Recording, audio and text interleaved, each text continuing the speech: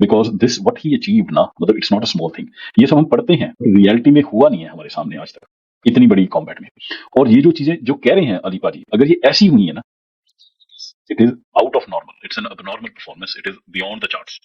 क्योंकि इन सबको इक्विपमेंट को इकट्ठा करना, आप पहला सवाल तो यही है ना। तो ही वाज टेलिंग कि जो आपका एयर चीफ था पाकिस्तान का, he was in the ops room, he was the one guiding the aircraft, and he was trying to, and he says air marshal says he was trying to for understanding कि how important is this identification friend और foe, this is the key. इसमें आके ना आपकी सारी capability का, अभी ये बड़ा आसान लग रहा है, आपने वो दिखाया ना एयर मार्शल ने बड़े आराम से दिखा दिया, देखो 72 ये 42, इतनी क्लीन पिक्चर रियलिटी में नहीं होती। रियलिटी में क्या हो रहा है, आप सोचो कि जो इंडिया वाले बैठे हैं, ठीक, इंडिया के एयर चीफ को क्या नजर आ रहा है, उसके सारे जहाज एक एक डेटा लिंक पे नहीं है, तो उसको सिर्फ क्या पता, उसको पता चल रहा है अच्छा 40-30 मेरे रफाल हैं, और वो पक्का लगा रहा है कि ये सोच रही है, इतने मिग 21 है, ठीक है जी 70 आ गए एयर में, 70 में से हमें 50 नजर आ रहे हैं, 20 भी वहीं कहीं पे हैं, ठीक है। और वो सारे, अब यहाँ पे तो हमने छोटे छोटे जहाज, अब रडार देखोगे ना, वो बड़ी बड़ी उसमें ब्लिप बन जाती है, वहां पे एक क्योस था उसके, उसके नीचे आप जो मेरे जैसा S-400 लेके बैठा है, उसको उसका रडार बता रहा है कि भाई उस वो डेटा लिंक पे नहीं है, ही कैनॉट बी श्योर कि ये जो ब्लिप है ये रफाल का है कि ये J-10 का है। अब उसने बटन दबाना है फायर का, बिना ये श्योर हुए 100% कि ये J-10 है कि ये रफाल है, उसकी पूरी जान पे बनी हुई है कि ये मैंने बटन दबा दिया, कल मेरा होना कोर्ट मार्शल।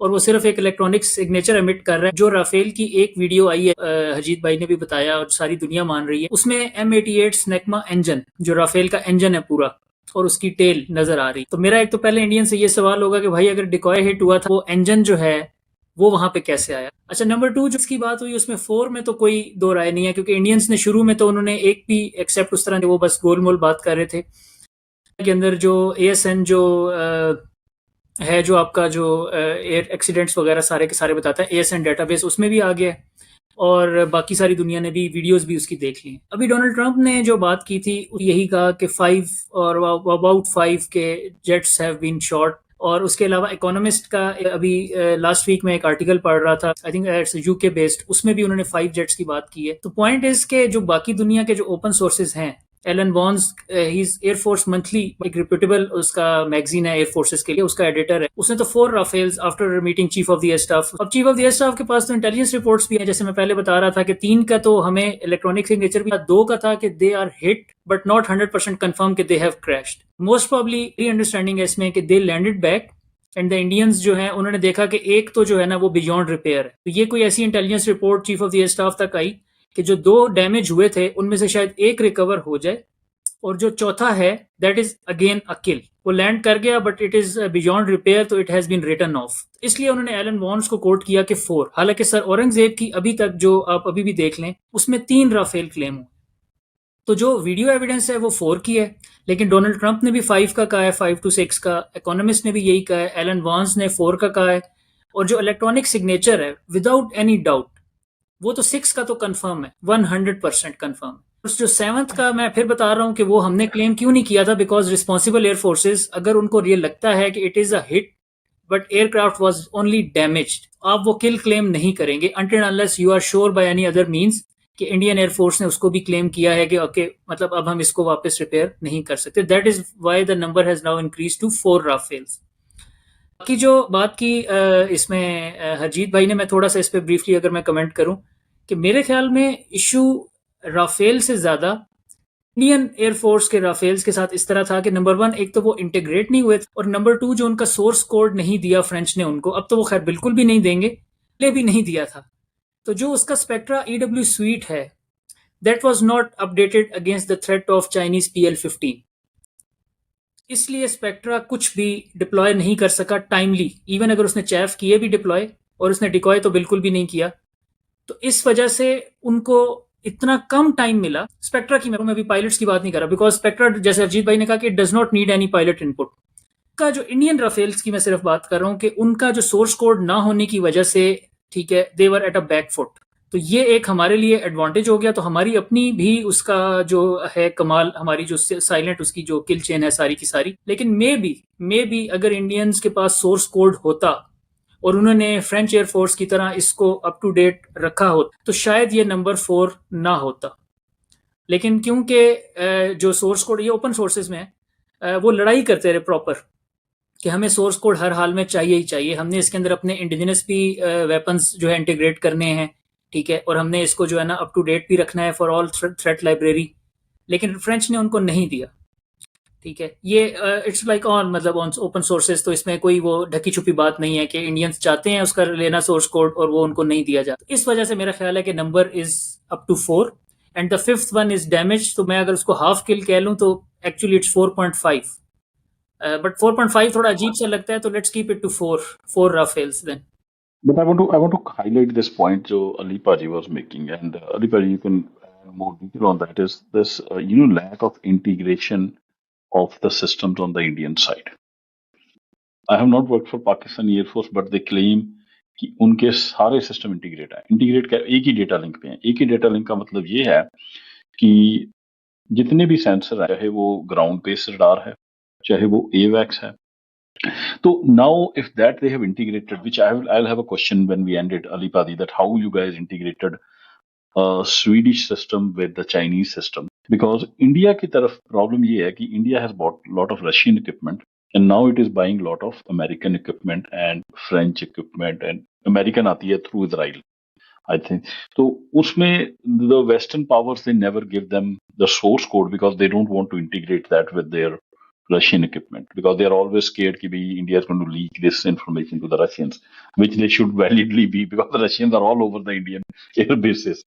So उसमें the one of the big flaws that should have happened is that कि इनके जो aircraft हैं, I think that is why they also took more than 20 minutes to form as a package. अगर एक ही package में एक Su-30 भी आ रहा है, उसमें रफेल ने भी आना है, तो रफेल वाला रफेल को तो देख पा रहा है, but Su-30 की location, and then for that they either have to communicate on radio telephony ki, where are you, and I think that is why one of the things that I was bamboozled by was that Air Marshal Aurangzeb played the radio telephony of Godzilla formation, which was the Rafale formation. तो मेरे दिमाग में था ये कैसे हो गया, क्योंकि जो मॉडर्न एयरक्राफ्ट हैं, रफेल तो एक ही डेटा लिंक पे, they all use what we call software defined radios. So when they are transmitting between themselves on data link, it is all coded. You just can't break that code. It's not, it's not a joke. So how was? But Harjeet bhai, we broke that code. Not only that, when Air Marshal actually give out the radio communication out, and उस पे हम आएंगे, लेकिन मैं सबसे पहले बात करूंगा this ecosystem which we talk about, जैसे अजीत पाजी ने भी कहा, टू मी हिंदुस्तान का जो वही गाना है ना, मेरा जूता है जापानी और पतलून इंग्लिस्तानी, सर पे लाल टोपी जब भी दिल है Hindustani, hats off to them. So but point is, my point of course here is कि how on earth is how do we integrate these things? It must have took excellent, exceptional work, and how that ecosystem which we created, which we now call the kill chain, where the Swedish system is talking to the Chinese system. How, and of course, how did we do that, and how important is that for that? And has the Swedish given us the source code as well? That's a logical question. मैं इसको करूँ tackle Ali भाई? जी आप ही के लिए. Okay, thank you. अच्छा, एक तो ये देखें अली भाई कि जब कामरा बेस का अटैक हुआ था, तो टेररिस्ट ने हमारे जो है ना वो डैमेज किए थे दो जो हमारे यही सेम सैब जो है एवैक्स. तो उसके लिए जब हमने स्वीडिश कंपनी जो सैब है उससे रब्ता किया, तो वो तकरीबन जितने का जहाज़ था उसके आसपास का उन्होंने बिल बना दिया उसकी रिपेयर का. तो उस टाइम जो एयर चीफ मार्शल सुहेल अमान थे, उन्होंने कहा कि आपका बहुत शुक्रिया, हम खुद ही इनको रिपेयर कर लेंगे. तो द स्वीडिश वर लाइक कि यार ये आपके बस की बात नहीं है, ठीक है, इट्स वेरी एडवांस टेक्नोलॉजी, आप जो है ना इसको नहीं कर पाएंगे. 2 साल के बाद सर सुहेल अमान ये उन्होंने खुद अपने एक इंटरव्यू में बताया कि उन्होंने उनको कहा स्वीडिश को कि ये हमने जहाज रिपेयर कर लिए. तो स्वीडिश ने कहा कि क्योंकि ये OEM ने यानी कि ओरिजिनल इक्विपमेंट मैन्युफैक्चरर ने नहीं रिपेयर, तो हम इनको सर्टिफिकेशन नहीं देंगे कि ये दे आर फ्लाई वर्दी या ये सेफ है. तो सर ने कहा कि आपका बहुत शुक्रिया, हमें आपकी सर्टिफिकेशन की जरूरत रही, पायलट्स ने इनमें बैठना, ये पैसेंजर एयरप्लेन्स, तो आप बेशक सर्टिफाई ना करें, मैं खुद एक में बैठूंगा, एक में मेरे DCS ऑप्स बैठ जाएंगे, हम पायलट्स के साथ फ्लाई करेंगे, and once they are deemed fit तो हम इनको ऑपरेशनल सर्विस में ले आएंगे. तो एक बात तो मैं ये कहना चाह रहा हूँ बेसिकली कि जो सैब एयरक्राफ्ट की जो हमारी टेक्नोलॉजी थी ना थोड़ी सी, क्योंकि जो सैब है वो एक्चुअली जो as an aircraft as a system वो सिविलियन यूज में भी, यूरोप में भी और एज अ वो उसमें भी जो सोर्स कोड की, तो सोर्स कोड का इशू वहां पे इसलिए इतना ज्यादा नहीं है कि जो उसका रेडार है ना, बेसिकली आपको उस रेडार के सोर्स कोड की जरूरत नहीं। The western technology is better इस लिहाज से कि वो आपको मल्टीपल चैनल्स दे देती है। एक उनका अपना लिंक है जो नेटो के लिए यूज हो रहा है, उसके अंदर आप डेफिनेटली चाइनीज सिस्टम को इंटीग्रेट नहीं कर सकते। लेकिन जो वो ओपन चैनल्स देते हैं उसका एडवांटेज ये होता है कि अगर आप अपनी मर्जी से अपना कोई इंडिजिनस सिस्टम उसमें लगाना चाहें वो आप लगा सकते हैं, और वो आपके जो फिर चाइनीज एयरक्राफ्ट हैं और जो आपके चाइनीज मिसाइल हैं, ये बेसिकली एडवांटेज जो है वो जो इजरायली फैल्कन की बात की हरजीत बाजी ने, वो बेसिकली रशियन एयरक्राफ्ट है। जैसे आपने कहा वो जूता जापानी और सारा, तो aircraft is Russian, radar is Israeli and used by Indians. Lastly SDRs की बात की हरजीत बाजी ने, कि मेरा भी जाती ख्याल जो है ना वो इस पे यही है कि क्योंकि राफेल इसलिए भी ज्यादा मार खा गए, जैसे मैं कह रहा हूँ कि इसमें राफेल से because French are very good. मैं क्वेश्चन मार्क करने से पहले मैं 10 दफा सोचूंगा, बिकॉज मैंने उनके जो जो चीजें देखी हैं राफेल के अलावा। राफेल जो है वो तो मैंने खैर इतने करीब से नहीं, क्योंकि कतर के पास है तो पाकिस्तानी पायलट्स ने उनके साथ एक्सरसाइजेस भी की हैं उस एयरक्राफ्ट के साथ, तो we know it very well, ही हमें उसकी सारी चीजों का पता चल। तो वो जो है उसके अंदर इशू बेसिकली वही है इंडियंस के, जब पैकेज इतना बड़ा बनाना था तो राफेल विद इन अपनी फॉर्मेशन तो एनक्रिप्टेड RT के ऊपर बात कर लेगा, लेकिन अगर उसने अपने बाकी जहाजों से Su-30 से, मिराज 2000 से, MiG-29 से, जैगुआर से, तो फिर वो क्या करेगा? क्योंकि वो तो इंटीग्रेटेड ही नहीं है कंप्लीटली। सोर्स कोड जब उसके पूरे के पूरे सिस्टम का नहीं है और एक्स्ट्रा चैनल्स भी कोई इस तरह के नहीं है, बिकॉज जो नेटो ने रशिया की वजह, वो मैं काटसा की भी छोटी सी मिसाल, countering American alliance through sanctions act, कि ये इतने सीरियस हैं अमेरिकन इसके ऊपर कि जब टर्की ने S-400 लिया था रशिया से, उन्होंने इन पे काटसा लगा के, सैंक्शंस लगा के, उनके F-35 जो कि टर्की ने पैसे भी दिए हुए थे और Turkey was a part of that R&D, जो ओरिजिनल उनके थे UK, ऑस्ट्रेलिया, कनाडा वगैरह USA के साथ, उन्होंने फिर भी नहीं दिए। इंडिया पे उन्होंने काटसा नहीं, उन्होंने शिनूक्स, अपाची, C-17 ग्लोबमास्टर, C-130, लेकिन वो उनको ऐसा सिस्टम या ऐसा सोर्स कोड कभी भी नहीं देंगे S-400 के होते हुए और रशियंस के होते हुए। तो यहाँ पे इंडियंस थोड़ा सा जो है ना वो बैकफुट पे हैं, और हम जो है वो अपने उसके अंदर के जो हमारे वेस्टर्न सिस्टम्स हैं उन पे भी ओपन चैनल होने की वजह से, और जो चाइनीज सिस्टम है उन, तो हमने इसके ऊपर जो है वो थोड़ा सा, आखिर में बात एक पॉइंट ऐड करूं कि जो हरजीत भाई जी ने भी बताया कि वो अभी भी प्लेटफॉर्म सेंट्रिक चल रहे हैं कि एक अच्छा सा जहाज आ जाए, वट एवर द रीजन, उसकी जो रीजन उन्होंने बताई सोशियो इकोनॉमिक और सारी, मैं उनमें चाहूंगा कि वही ज्यादा डिटेल में, but whatever the reason, उनका डॉक्ट्रिन वही है कि एक महंगा सा सिस्टम ले से अडानी अंबानी भी खुश हो जाएंगे और बाकी भी जो है ना सारा जो है ना खाता भी चलता है। ऐसा कोई अल्हम्दुलिल्लाह ऐसा कोई इशू नहीं है। हम सिस्टम ऑफ सिस्टम्स पे, तो हमने जो भी सिस्टम लेना है, वेदर इट इज वेस्टर्न और इट इज चाइनीज, हमारी पहली प्रायोरिटी ही ये होगी कि क्या ये हमारे बाकी सिस्टम के साथ इंडियंस की जी प्रायोरिटी लिस्ट में ये चीज Ji, Ali, and a very important point laid down the importance of ecosystem, because even in IT, if you have, this is what electronic warfare is. It's IT based and everything. The ecosystem is very important. So, normal layman terms, what Pakistani did was integrate Huawei with Cisco somehow, and it all worked in this. But सवाल ये है कि आ रहा है कि ये PL-15 है,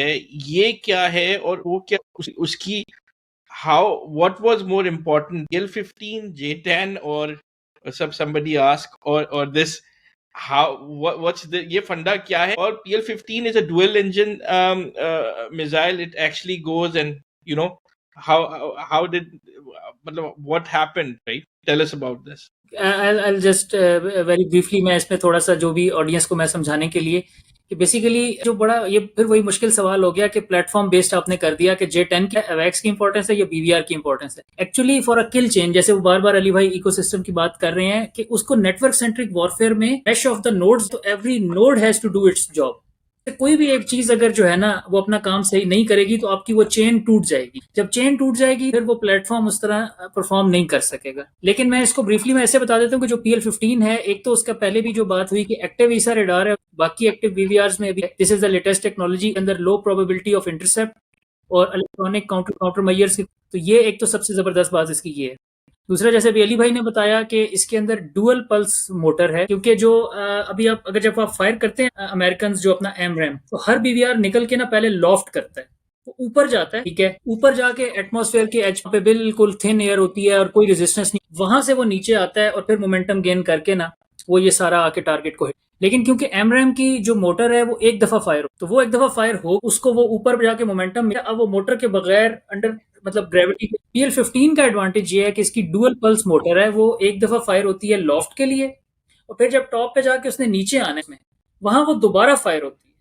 तो एक मिसाइल जिसने यहाँ पे जाना था और उसके बाद उसने अपनी एनर्जी यहाँ पे लूज कर देनी थी, जैसे हरजीत भाई ने भी बताया, इनिशियली वो मार्क 5 पे होता है लेकिन फिर उसकी एनर्जी लूज हो रही होती है जैसे जैसे वो टारगेट के करीब आ रहा होता है, इसलिए अगर उसने उसको चेज भी करना है तो ये जो एक एडेड एडवांटेज PL-15 को मिल जाता है कि उसकी मोटर दूसरी दफा फायर हो जाती है और उसको एक्स्ट्रा मोमेंटम और थ्रस्ट दे देती है।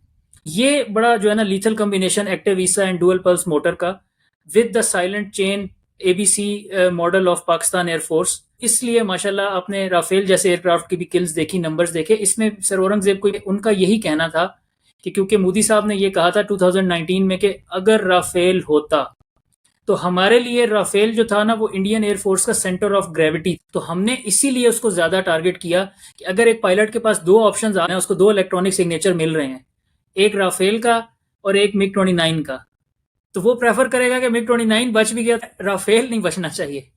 तो हमने जी जी इसीलिए हमारा बिल्कुल। फोकस ही इन पे था। So I think over now 15,000 people in all forums are actually watching this. बहुत ज़्यादा तारीफें।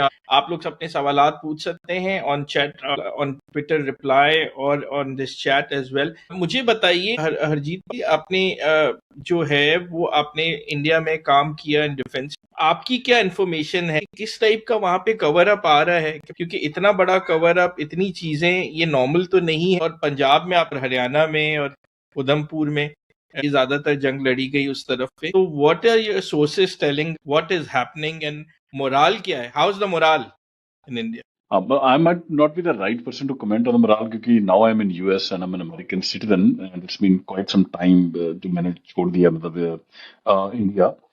But if you don't mind, I want to quickly touch upon that previous question as well. Go on, Deepa go on. ji. So to the previous question, the answer to that is in purely in equipment terms, India was superior to Pakistan in my books. If I just look at just the pure equipment wise, flashy aircraft, their AWACS was actually on paper better. Their radar was great. You had S-400 system, इसकी 600 kilometre detection range है, 400 kilometre उसकी किल range है. Ideally, not a single interceptor of Pakistan should have gone back and landed safely. All 40 or at least half of them should have been taken down by the S-400. So because they were all very close to that, and I think there is a lot. The story reality is that it was the couple of things. One was the mix and match of the equipment, creating that multi-domain operational strategy. It was the tactics, the practice, the training, and the mindset, which was the differentiator here in my books, and that is why I have I've gained a lot of respect for your Air Force, especially whosoever is your new Air Chief, Air Marshal Sidhu. Because this what he achieved ना, मतलब it's not a small thing. ये सब हम पढ़ते हैं, reality में हुआ नहीं है हमारे सामने आज तक इतनी बड़ी कॉम्बैट में. और ये जो चीजें जो कह रहे हैं अलीपा जी, अगर ये ऐसी हुई है ना, तो then it is out of normal. It's an abnormal performance. It is beyond the charts. क्योंकि इन सबको इक्विपमेंट को इकट्ठा करना, अब देखो आप, पहला सवाल तो यही है ना, अगर आपने एयर मार्शल औरंगजेब की ब्रीफिंग सुनी हो ना, तो ही वॉज टेलिंग कि जो आपका एयर चीफ था पाकिस्तान का, he was in the ops room, he was the one guiding the aircraft and he was trying to, and he says air marshal says he was trying to do two things, deter the enemy and secondly also keep his aircraft. So imagine he is trying to, he is aware कि S-400 की range में बड़े बड़े काफी लोगों ने speculation किया है Pakistan will not reveal their true tactics. One of the tactics that I initially thought that how will they avoid? The way they can avoid it, जो आपने देखा है नॉर्थ में माउंटेन्स हैं, तो जितने इंटरसेप्टर इनके mountain, if you can bring that picture back, the picture that you had shown of all the packages, if you see north में ज्यादा वॉरफेयर हुआ है, most probably, this is my guess as an air defence interceptor, की जो aircraft airborne भी किए होंगे ना, टू कीप देम सेफ, उनको लो रखा होगा, टू फ्लाई लो. उनके लो रखने की एडवांटेज ये है कि enemy will not pick it up. लाल वाले जो 2 पैकेज हैं इस्लामाबाद के आसपास, ठीक है, तो इनको you can fly them under the cover of the mountains, you can say. to safeguard them from the S-400. But उसका disadvantage ये है, the moment they are flying low, visibility with their own teams, everything goes down. Their ability to launch a missile, आपने missile ऊपर को launch करनी है, जबकि आप एक हाइट पे हो, then you can gain more range. There are limitations of that. So within those limitations, in real time, within seconds, you cannot develop these tactics on the fly. It means that the Pakistani Air Force had practiced all these tactics, okay, and how they will take cover, how they will use terrain to their advantage. And usme I have read some other tactics that they deployed. Some people are speculating. I'm not sure if that is how they did it. Like they have used a couple of the aircraft as bait to kind of just swipe in front of the package. And so that the package opens up their radar. And the moment these guys, Rafales, are opening up their radar, they reveal their position, and then they're being targeted by somebody else who is silent. So all these tactics, okay, in terms of equipment, J-10 is inferior aircraft in my books to Rafale. PL-15E is on paper as capable as Meteor, but I would rate Meteor higher because it has been used in combat before. We don't have any record of where PL-15E has been used. So Su-30 and all these are good aircraft, but the difference was the equipment that Pakistan bought were they were very choosy. Pakistan के number of aircraft, fighter aircraft with AESA radar is double the number of fighter aircraft with AESA radar that India has. जबकि India के पास total double है. ठीक है, पाकिस्तान के सारे J-10C AESA में है, आपका JF-17 Block 3 AESA radar है. इंडिया में only Rafale has the AESA radar. No other fighter has the AESA radar. Okay, so this is where they're gaining advantage, and and it all goes down very deep cycle, and we'll touch upon later on. You know why India is kind of a money. I think इसे अब और मेरे ख्याल से उस पे हो गया. Let's go on to air defense, and this is your subject, right? and let's talk about air defense. So Pakistanis claim that they hit S-400 using a JF-17 with CM-400 missiles. We'll talk about that. But how do you see, Harjeet Paji, on the Indian capability of S-400 versus हमारा HQ-9 था?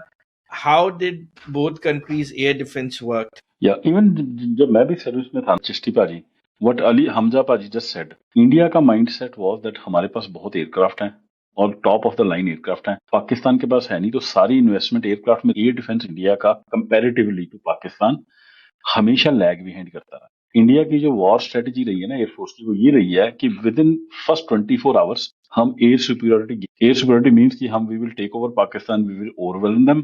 तो हमें air defence की ज्यादा है, उनके air defence weapons, but उनका focus नहीं रहा. मतलब that was the logic they always give themselves to under invest in air defense. Air defence में आ क्या क्या जाता है? एयर डिफेंस में आपके इंटरसेप्टर आ जाते हैं, फाइटर एयरक्राफ्ट, रडार्स, सैम्स, आजकल तो इलेक्ट्रोमैग्नेटिक वॉरफेयर भी आ गया, बहुत काफी चीजें आ गई हैं, space, everything in together today is an air. There is no difference between air defence and air offence in today's world. Okay, imagine none of these aircraft have crossed the border. Both of them are in a way on their side. Okay, so they are kind of in defensive positions. So नहीं, और हरजीत पाजी, एक और बात भी तो है कि somehow air defense is now called the new deterrence in this new war. मतलब it's become sort of a deterrence के how well integrated, how many layers of air defense you have. उस पे आप comment करें और फिर then we can go to Ali Hamza.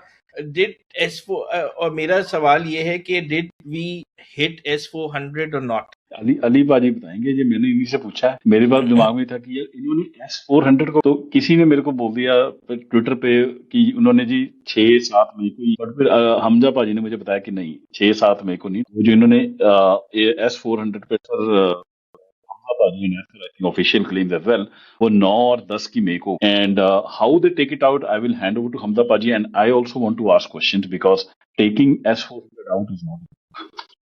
Yes, और मेरा सवाल ये कि did the Pakistani officially accepted that we took down S-400? Indians और पाकिस्तान. जैसे हरजीत भाई ने पहले भी बताया था ना, पहली इंपॉर्टेंट इसके अंदर बैटल जो 3-4 दिन का, आप इसको जो भी कह लें, वॉर तो मैं नहीं कहूंगा, स्कर्मिश के, तो जो पहली एयर बैटल थी इंपॉर्टेंट वो थी 6-7 की जो नाइट को, जिसपे हमने पहले काफी सारी. उसके बाद जैसे उन्होंने बताया कि लल रहा, इंडियंस जो है ना वो अपने जो हेरप ड्रोन्स हैं, कामिकाजी ड्रोन, सुइसाइड ड्रोन या लॉइटरिंग मोनिशन, जो भी उसका एक LM या सुइसाइड ड्रोन का, वो भेजते रहे. तकरीबन 80 के करीब पाकिस्तान ने वो शॉट डाउन किए by soft kill and hard kill. इधर पिंडी में वहाँ पे उस टाइम PSL हो रहा था, वहाँ पे करीब आके गिरा, तो अल्हम्दुलिल्लाह नुकसान कोई नहीं हुआ, लेकिन वो मैचेस जो हैं फिर वो शिफ्ट हो गए दुबई में.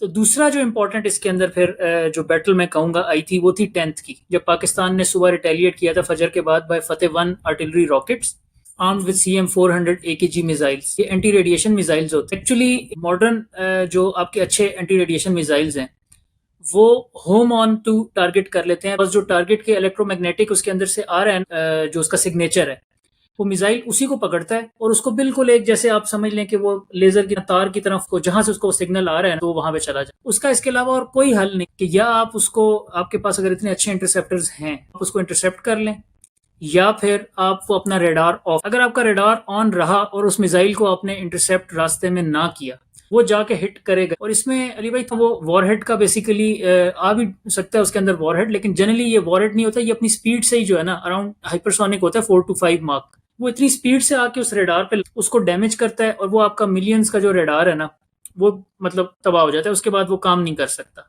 तो आपके बाकी मिसाइल्स हैं बैटरी के अंदर, आपकी वो पूरी बैटरी भी एक बहुत बड़ा सिस्टम होती है, जो एक S-400 की, उसके अंदर जनरेटर होता है, कमांड एंड कंट्रोल पोस्ट होती है, इसमें हरजीत बाजी जैसे जो कंट्रोलर्स बैठे होते हैं, उसके अलावा उसके साथ साथ उसके टेल्स होते हैं जिसपे उसके मिसाइल्स होते हैं। अगर आपने उसका वो एक रेडार उड़ा दिया है और बाकी सारा सिस्टम अनटच्ड, अब वो बैटरी जो है वो किसी काम की नहीं रही, क्योंकि रेडार के बगैर वो प्रैक्टिकली अंधा हो गया। तो ये बेसिकली जो CM-400 AKG था, ये 10 की सुबह ही हमने हिट किया। चीज बोर्ड एंड ग्रेवस्टोन इसका रेडार है। अगर आप इसमें अभी भी ये जो वीडियो भी आ रही है, 3 मेन इसके रेडार होते हैं। एक बिग बर्ड रेडार होता है जिसकी 600 किलोमीटर रेंज, वो सिर्फ आपको टारगेट ट्रैक करके बताता है कि भाई कुछ नजर आ रहा है। उसके बाद एंगेजमेंट के लिए ना हर बैटरी के पास अपना अपना ग्रेवस्टोन और चीज बोर्ड रेडार होता है, जो फिर उस मिसाइल को गाइड करके टारगेट पे लेके जाता है। तो पाकिस्तान ने बेसिकली आदमपुर और भोज में जो बैटरीज थी उनके ये जो रेडार्स थे उनको हिट, इनके नॉमेनक्लेचर एक्चुअल बड़ा मुश्किल है, 9M96E टाइप का इस तरह। तो वो जो इनका जो एक जनरल नाम होता है, नेटो गिवन ग्रेवस्टोन एंड चीज बोर्ड, तो वही याद रखा जाता है। कोई एग्जैक्टली अगर इनका देखना चाहे तो वो उसमें रशियन वो उसको वो भी एग्जैक्टली पता चल जाएगा।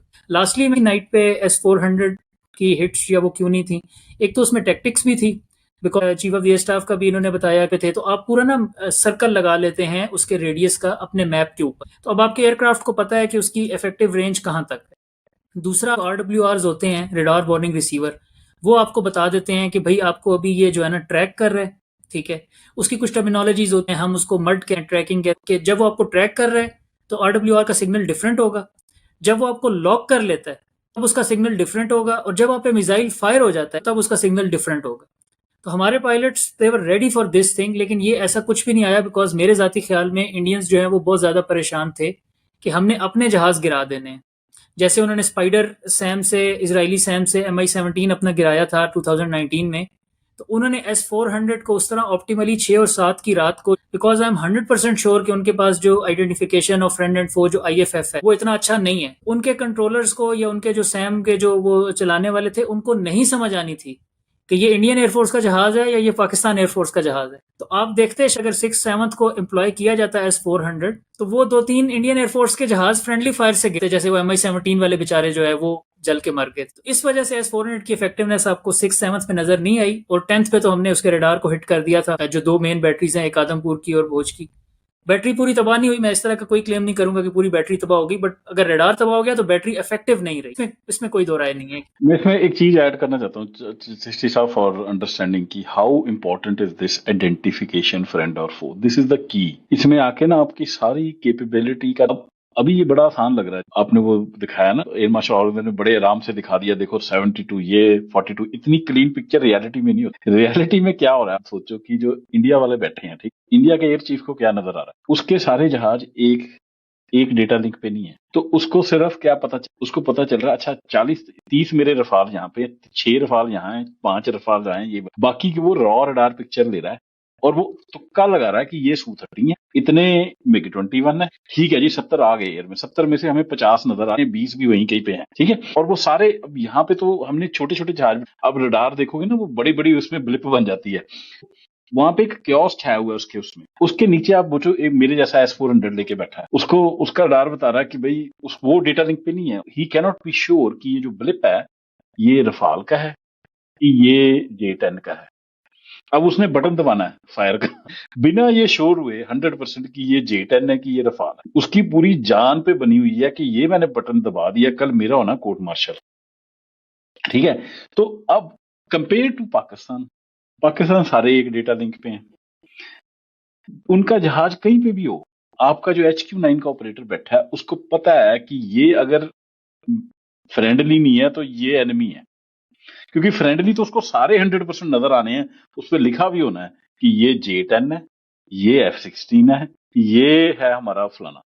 अब उसमें एक चीज और आ गई जो कि उसमें लिखा नहीं आ रहा, चक दे button, like he just has to press the button, and I am simplifying it, but the reality is such, and you have only seconds to make that decision.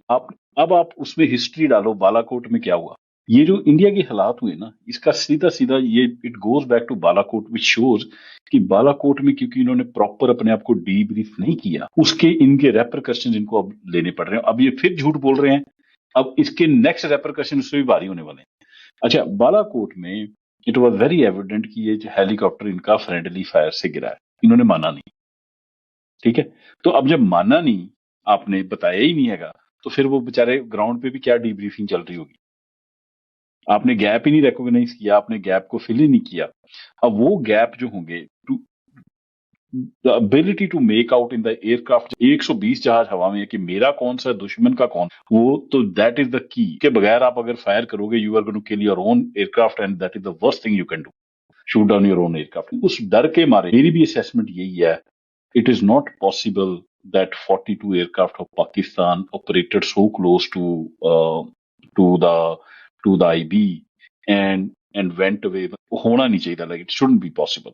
So S-400 has to take down, because they had to take some risk. They, even if they were trying very hard, even if their Air Chief Marshal was very professional, they had everything marked, like, oh, now I am in the range, I shouldn't go in the range, I should turn back. In real combat, it is not possible. You are going to cross, okay? And if the S-400 is doing its job, it should have taken down a couple of aircraft. And I think it again comes down to tactics, practice, pre-planning, and everything on one data link, which India was not. Actually एक चीज और भी हम लोग miss कर गए कि sometimes you don't see evidence in real और in pictures, because this is what nations do, hide their losses. There are two circumstantial evidence which we see when S-400 was done. Now you guys are technical guys and obviously in everything, from my understanding there were two signs. One was of course आपने देखा कि बिहार में और एक और जगह पे दो S-400 के ऑपरेटर्स की चिताएं जलाई गई. They were dead, they were funerals. Apparently उन्होंने कहा कि जी वो they were not operators, लेकिन उनकी family members accepted. One of the family members, I have the video, accepted that he was an S-4 operator. India said he died of a road accident. That didn't make sense. Second is, of course, Narendra Modi actually going out to the base in Udhampur, right? And Modi in Udhampur was basically a sign that, of course, something was wrong, right? Adhampur, yeah. So Ali, what's your assessment on this? और final करेंगे CM 400 किस तरह से मारता है. My understanding is that is an anti-ship missile and mostly stationed in Karachi, and it was used and abused for that operation. What's your say on it? And then we could move on to other two topics. ठीक हो गया. मैं अली भाई तो मैं 100% आपकी बात से एग्री करूंगा कि ये जो ओपन सोर्स वाले जितने भी लोग हैं जिन्होंने इस पे मेहनत की, तो उन्होंने S-400 के और फिर मोदी आदमपुर की, फिर शिव अरूर ने भी बाद में एक दिखाने की कोशिश की तस्वीर कि ये देखो जी ये खड़ा हुआ है इधर रडार और सारा, लेकिन वो पुरानी तस्वीर निकल आई. भी इन्होंने बता दिया कि ये तो तस्वीर जो है वो 2000 आई थिंक 19 की या 20 की, जो भी जब 21-22 में एग्जैक्ट ये, बट बरल पुरानी तस्वीर थी. दूसरा मोदी वाला भी जैसे आपने बताया कि उन्होंने भी जब वहां जाके दिखाया तो वो टेल्स ही पीछे लगे हुए थे S-400 के, जो ट्रांसपोर्टर इलेक्ट्रिक लॉन्चर और सारा जो है ना उसमें रडार वगैरह नहीं था. तो इनसे एक तो बड़ा क्लियरली जाहिर हो जाता है. दूसरा CM 400 जो है बेसिकली इट्स एंटी रेडिएशन की रेडियो वेव्स हैं. ये मोदी साहब के पीछे ये टेल्स में, तो वो वहां पे खड़े हैं रडार के. तो वो जो है ना and visuals, I am just engaging audience ताकि वो बड़ा लाइवली रहता है. What we are saying, you it's there, it's actually बिल्कुल वो जो बोल रहे होते हैं उसी के साथ की वीडियो जो है ना एग्जैक्टली वो वहां पे आ जाती है. तो बड़ा जबरदस्त ये चल रहा है. एक्टर भी बहुत अच्छे हैं, मुस्कुराहट भी है. एंड वो तो अली भाई मोदी साहब नहीं, so obvious he's putting those things at behind. में कुछ काला है, that's a botched up operation. I want to butt in here. Yeah. Ali Chistibaji, when this claim came, Pakistan took out S-400. Okay, honestly, I didn't believe that claim. I said, man, this is too much of an claim. Okay, let me see an evidence. Then you talked about that operator Bihar wala. Even I looked at it and I said, like, I was not convinced. I said, okay, maybe, I was not following it to the nth degree. And then the Pakistani side came up with a video and of like, it was a promotional video that, we used JF-17. I think they showed those pilots also that it was a suicide mission and they tried to give them a lot of credit. So मेरे थोड़े कान खड़े हुए मैं कि इतना ज्यादा they are trying to promote these pilots, they definitely कुछ तो शायद हुआ हो, but I just didn't believe. जब ये मोदी साहब यहाँ पहुंच गए ना, फिर कहते ना को क्या कहावत है, चोर की दाढ़ी में तिनका। ये परफेक्ट एग्जांपल है उसकी। भी इसको क्या जरूरत पड़ी थी भी तुम आदमपुर में जाके पीछे S-400 की it was a telltale to be, that is when I believe मैं कि ये पक्का ही राज उन्होंने मारा है। ये तो क्या जरूरत पड़ी थी? अगर वो कोई फाल्स क्लेम वो करने दो, फाल्स क्लेम आप ऑफिशियली डिनाई कर दो कि भाई none of our was hit. Officially इन्होंने एक भी स्टेटमेंट नहीं दी कि आवर चीज board radar have hit or not been hit, लेकिन मोदी के खड़ा किया एक पिक्चर में पीछे ये लगा के, तो what is this basically? Issue an official statement when you do this act that tells me that you are trying to indulge in like cheap propaganda which nobody will buy in today's world. Yeah, so